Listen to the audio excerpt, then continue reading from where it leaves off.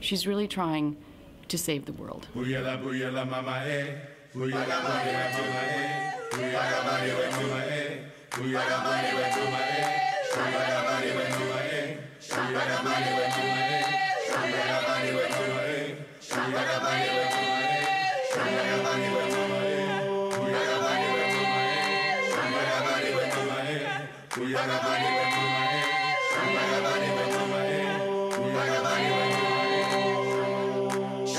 China was ready for a message like this.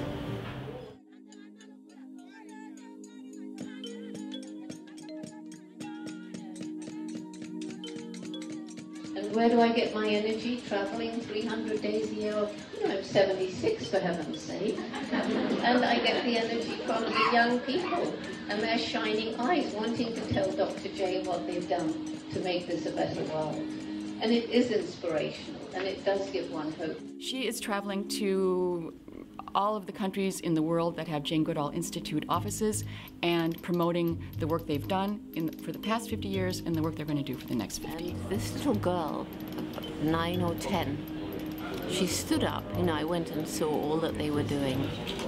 And her speech I will always remember, because she said, until I became part of Roots and Shoots, I always felt that we migrants were so inferior to all the students in Beijing. They knew everything and we had no education. And now through Roots and Shoots, we've discovered that we know an awful lot that they don't know about farming and animals and the land and the importance of the land. And now, she said, and she was standing so straight with shining eyes, and she said, now I feel equal, and now I feel I have a future, and now I know that my life is important, like Dr. Jane says. That was wonderful. What was amazing to me is that the number of people who seemed to know of me and know me, and had read the book. Shadow of Man was translated from the Russian, kind of illicitly, and checked with the British original. So that's how the first book came, and it was a pirated book. Terrible quality, the pictures you could hardly make out, but that's what the Chinese had been reading. I remember I went and I came back to Dar es Salaam and I said to Jane, Jane, I have good news and I have bad news for you.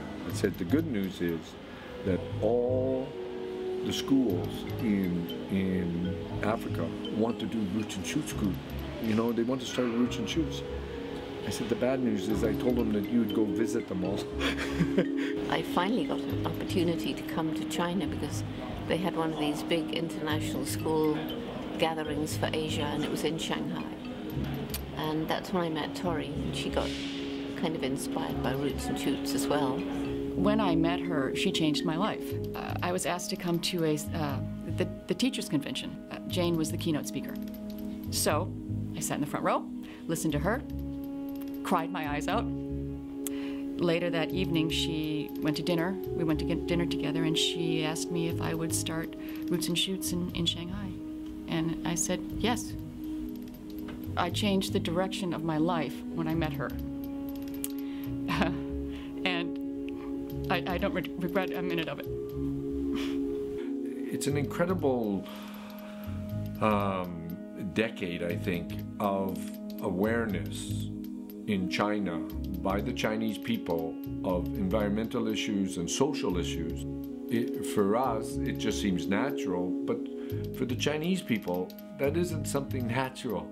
It seems because it was never before allowed to operate any kind of NGO or go against whatever the government had not said yet.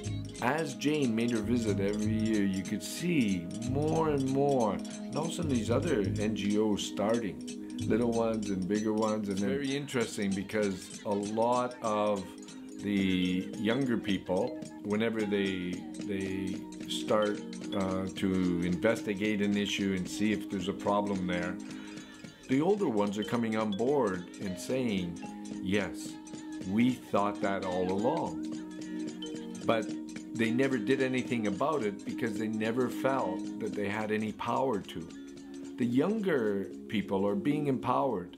The Roots and Shoots program here in Shanghai, thanks to Tori and Zizi, is very, very strong. It's reaching out, as all Roots and Shoots groups do, choosing projects to help not just the environment, not just animals, but also the human community. I go to these festivals all over the world. You know, the same girls all loving dogs and pandas and bears, and the same boys loving technology and engineering.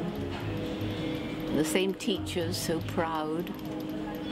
It's everywhere, all over the world. And I think that's perhaps the most encouraging of all. We really are a family of man. We really believe that we are changing these kids from the inside out. It's not just, when I was 15 years old, I did an organic garden program. It goes beyond that. China's faced with lots of very, very big problems, environmentally, socially, government-wise, commercially, and when the hard decisions are put to them as they become the leaders of China, they'll make the right decision, not the beneficial decisions. We're obviously not going to totally change our way of life now, but there are so many things that we can do so that our environmental footstep is less heavy and damaging.